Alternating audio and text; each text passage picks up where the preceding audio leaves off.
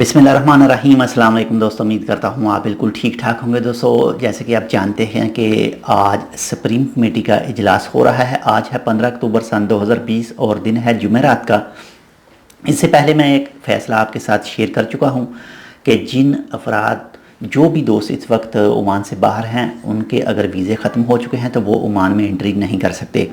तो इसी supreme committee की जो जितने भी अफराद हैं उनमें से एक हैं ब्रिगेडियर अल आसमी साहब, और उनकी तरफ से बयान आया है कि इस वक्त मौजूदा वक्त कोई भी वीज़ा इशू नहीं किया जा रहा और तमाम वीज़ों की जो भी सर्विस है वो सस्पेंड है। और इसके अलावा जो भी फैमिली इस वक्त ओमान से बाहर है मौजूद है, उनके पास वैलिड रेसिडेंसी है तो सिर्फ वो ही वापस आ सकते हैं। बाकी ये बयान आया है, बाकी इसके मतलब मज़ीद तफसीलात अभी आना बाकी है। क्या कुछ होगा क्या नहीं, तो इसके बारे में जैसे ही तफसीलात आएगी तो हम आपके साथ शेयर करेंगे। तो मिलते हैं दूसरी अपडेट के साथ, देखते रहिए। और अगर आपने अभी तक हमारे ये channel tech with Urdu subscribe नहीं किया तो आप इसको सब्सक्राइब कर सकते हैं।